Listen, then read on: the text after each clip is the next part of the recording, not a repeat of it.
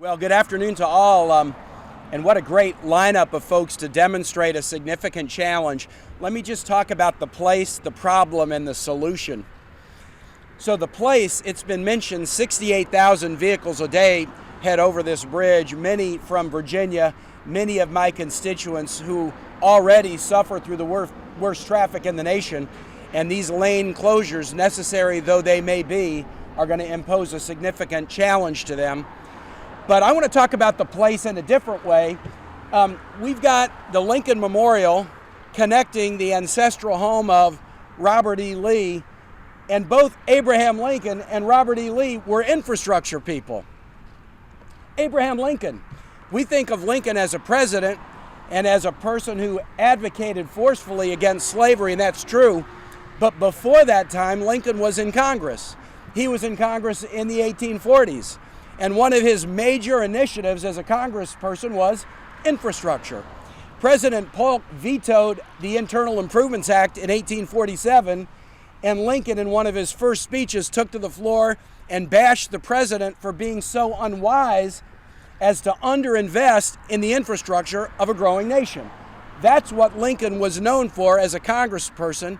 He was a leader in infrastructure. Robert E. Lee.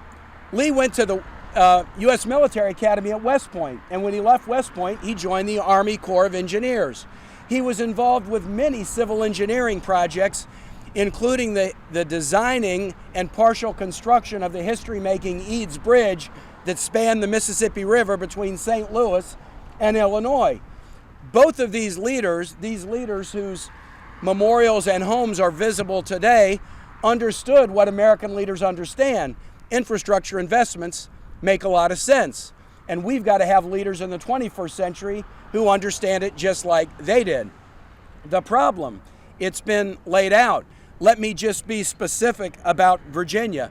This is one of the 4,800 structurally deficient or functionally obsolete bridges in the Commonwealth. 4,800 bridges just in my Commonwealth are structurally deficient or functionally obsolete. And those of us who care about infrastructure, we also understand our airports could use more investments, our rail systems could use more investments, our public transit systems could use more investments, and the newspaper headlines every day demonstrate that to us. And so that is the problem in my Commonwealth, and that is the problem in our country. But there's a solution, and the solution is for Congress to be leaders and recognize the importance of infrastructure. And frankly, folks, this one is not complicated and it's not controversial. I could tell you 5 issues that we are working on right this minute in Congress that are controversial. Infrastructure is not one. The American public wants us to invest in infrastructure, read any poll. Mayors and governors are knocking on our door saying, do significant investments in infrastructure, regardless of what region or party they are from or represent. In our civic space, everybody from the U.S. Chamber of Commerce to our great labor leadership, and I want to acknowledge the leadership of the iron workers that is here today that work on American infrastructure, they are saying to Congress, do the right thing and invest in infrastructure. And so when we've got the American public behind us, when we've got a demonstrated need, when we've got civil society behind us, when we have low interest rates, when we have safety concerns such as those that are demonstrated here, this should be a no-brainer for Congress. So what we did at the end of the session right before we recessed for Memorial Day is we refused to do the patch job as usual, instead still did a patch job.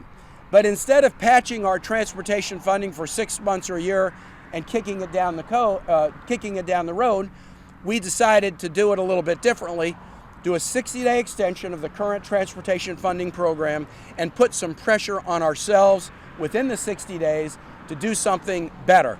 There are a number of bills that members of Congress have on the table. I will support, just as I did when I was governor, any combination of possible funding or strategic strategies to make sure that we make the investments in infrastructure that our nations need. This demonstrates it as well as anything can.